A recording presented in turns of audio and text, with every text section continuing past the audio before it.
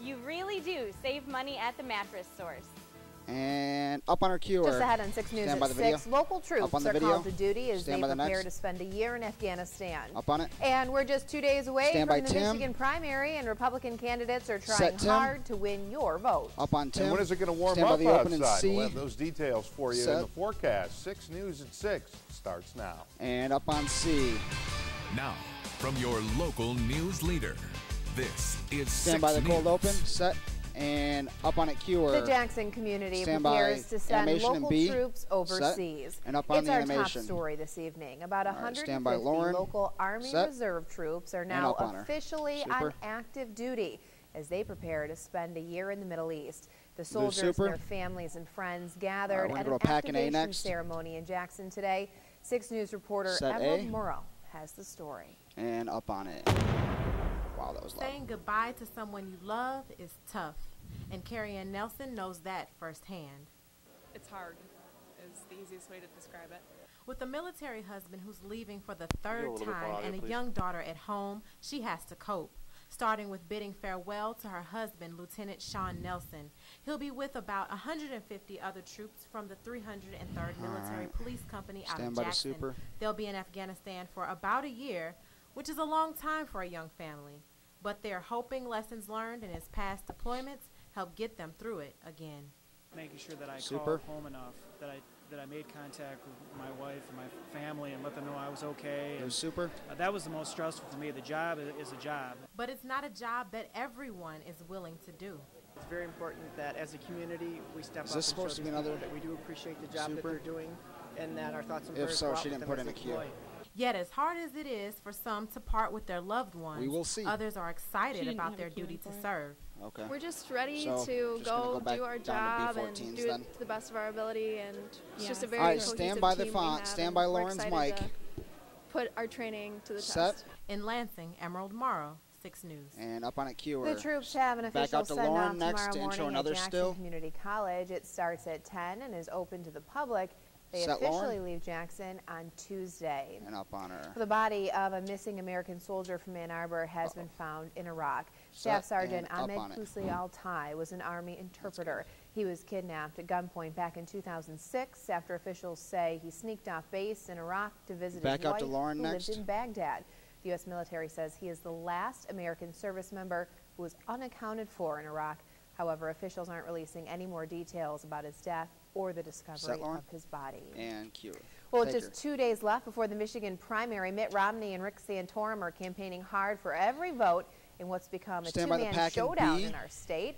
Romney is hoping to carry this home state and cement his front-runner status, while Santorum hopes his appeal among religious conservatives will help him win in an upset.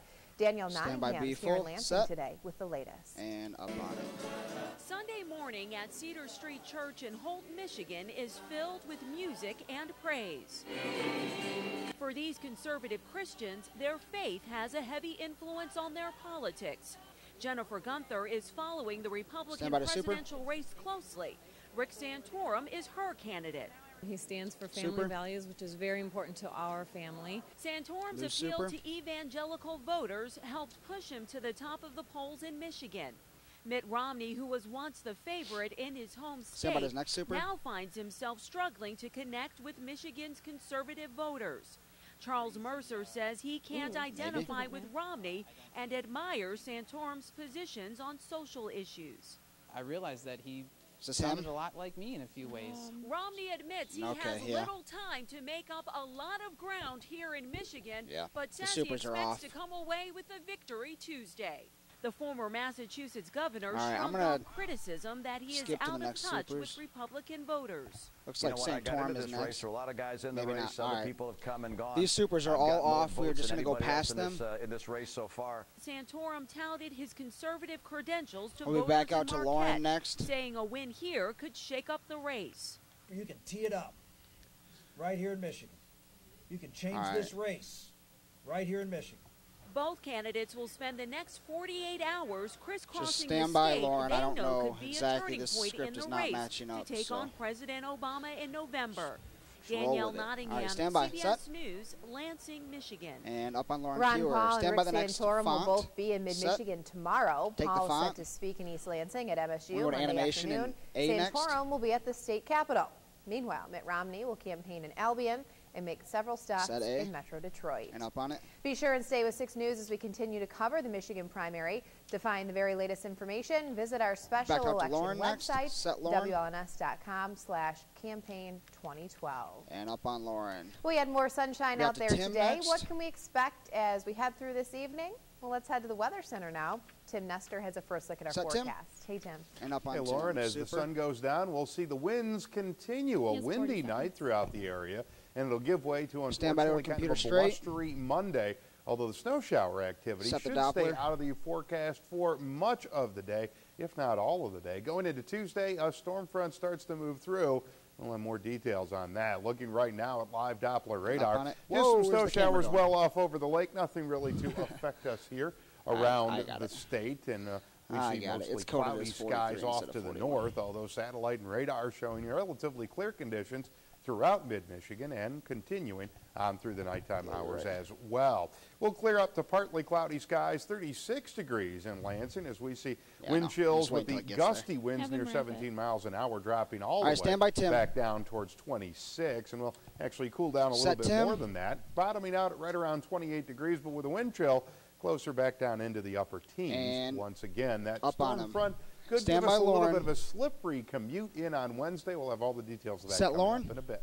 All right, and thanks, up on Tim. Well, there's a push to revitalize manufacturing in the U.S., and it's happening right here in Lansing. And Trade up on the font. presentations in the capital city start this week and focus on trade imbalances and certain strategies for restoring manufacturing jobs in America. If you're interested in attending, the back first out to Lauren next for the bumps. Tuesday in the main auditorium at the Capital Area District Library that's downtown. Set, Lauren? Just afternoon at 12:10. And up on her. Still ahead tonight here on 6 News at 6. We'll tell you why these people are plunging into icy waters in East Lansing today. And local restaurants and bakeries have a chance to show off their best chocolate creations. And up on Those stories and much more are coming up next here on 6 News at 6. Set VT1 for the billboards. And roll VT1. And up on the billboards. WLNS 6 News is brought to you by Auto Owners Insurance, Capital Area Michigan Works, and by Michigan Plumbing. This President's Day, exercise your freedom of choice and choose a different kind of luxury, the Buick kind, like the all-new Veranda, unexpected luxury for a car this size, the performance-minded Regal, and the luxurious and fuel-efficient LaCrosse. It's your kind of luxury, and it's only at your local Buick dealer showroom. Now GM employees who own a GM vehicle can lease this 2012 Buick LaCrosse for $289 per month. Visit Glenn Bugey, Crippen, Jim Winter, and Team 1.